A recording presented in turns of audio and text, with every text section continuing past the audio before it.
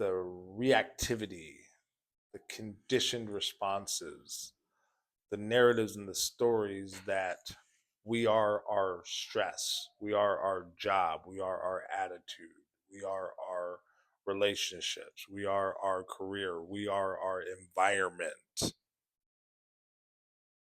We're not enough. We're hurting. We want to acknowledge these things, but become acutely aware and find ways to engage your nature, your humanness being, the human being, right? You are more than your thoughts. You are more than your body. You're the observer of these things, connected to all that exists, ever has existed, and never will exist.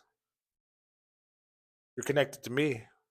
I'm connected to you. We're connected to the trees, to the air, to grace, to love, to joy, to authenticity, to empathy, to compassion,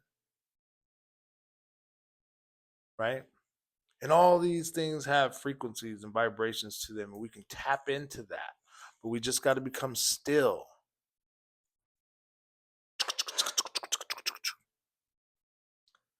But that's not it. There's more to it than that. Listen, as the 7-Eleven cookie eater guy,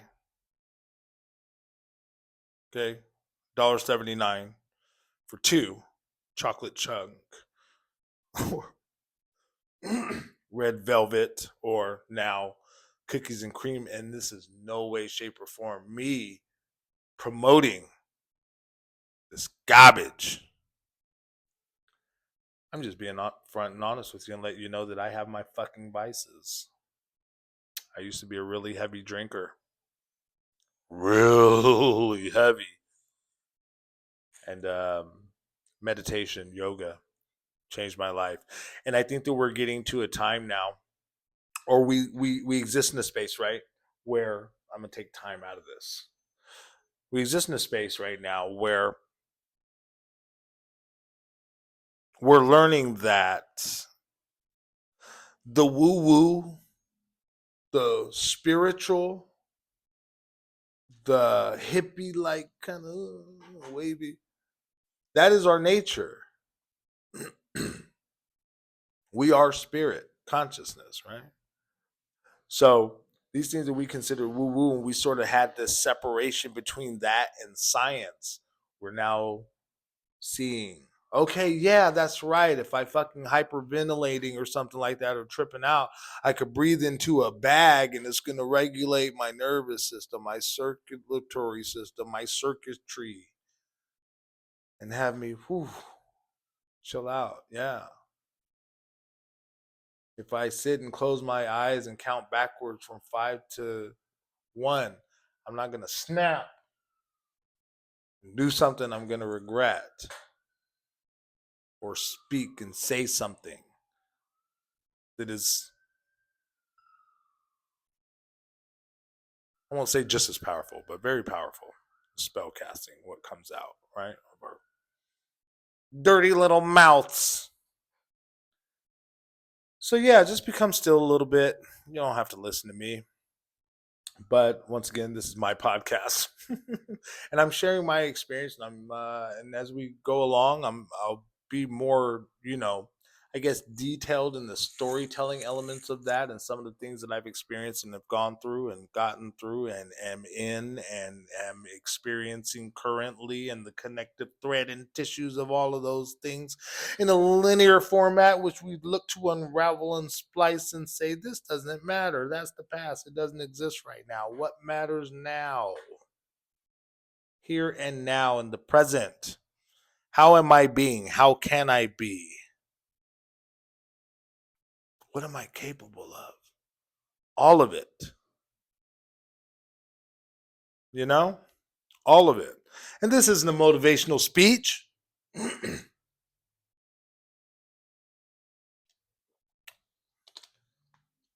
This isn't me trying to get you amped up or hyped up for the big game to take on our crosstown rivals, Darkness sounds like Dartmouth. That's a college. Rah rah sisk boom ba. It's not that. It's just, hey man, there's a nature here that we're not fucking tapping into because all this concrete and steel and 5G and celebrities and Diddy parties and shit got us all fucking off our pivot, right?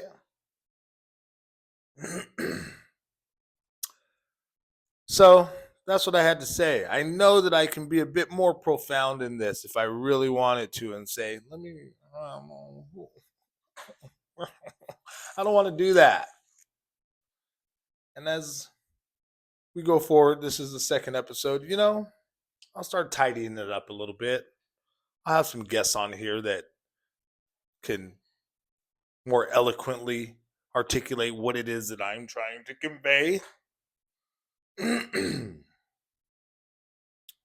But until then, this is what we got. And I hope it resonates with you. There are capabilities and potentials untapped. We are our greatest resource. Stop looking out there. Look in here. You know? I know myself like the back of my. Ugh, the fuck is that? Just kidding. Anyway. So on that note, I think I'll end this. This is becoming absurd. I love you all. I really mean that. And that's not like something that I feel like I'm giving, or I don't feel like I have this expectation of reciprocity or something, or, you know, to my, you know, puny little brain, love is something that we embody. We are love, right? And yeah, that's like at the root of me. And then that sort of has its tendrils and turns into all these beautiful, different, vibrant hues, and then those turn into words that are expressed: joy, exuberance, compassion, empathy, whatever else it might be. I'm not patting myself on the back. I'm no fucking Gandhi. Some say Gandhi is racist. Look at your history, folks. I'm not saying that, but I don't know. Nothing is what it seems. But what I'm saying is that I have a lot of love for humanity. And being that I'm a starseed, label, whatever, um, it's a different sort of take for me within my experience since 3 years old. You know what I'm saying? Like, I'm not supposed to be here. What is this shit? What are these? It's taken me a while to sort of embrace elements of my humanness, and I'm so grateful for it. Some of you guys will understand that, some won't, and that's okay. If you're curious about that, let me know. Maybe we'll make a cast about it, something a bit more organized than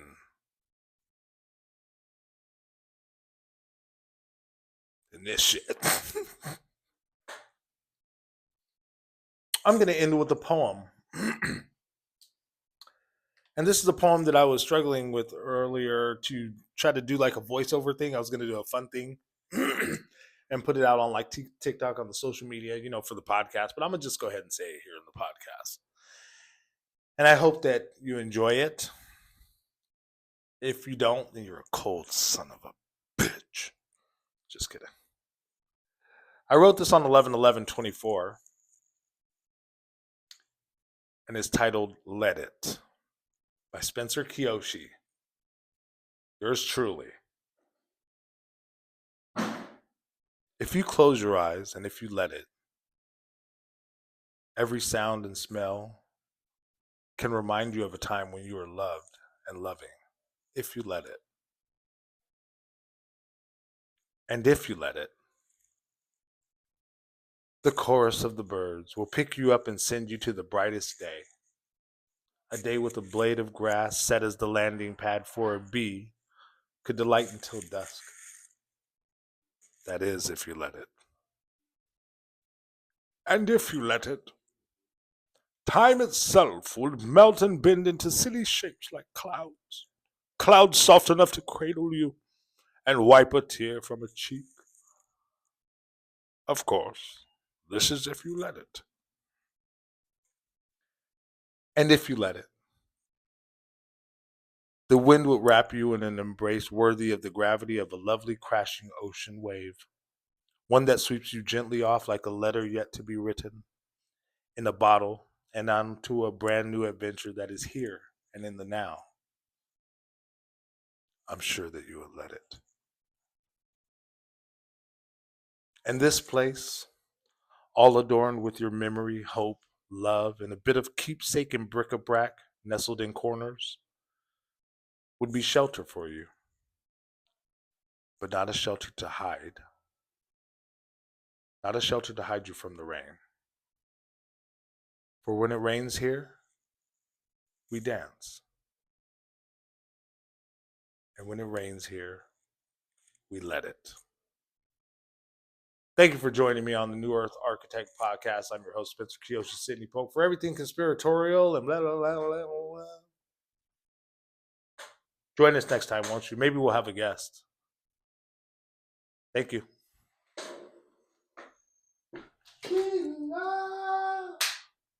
Don't you ever get from me, love, sweet love.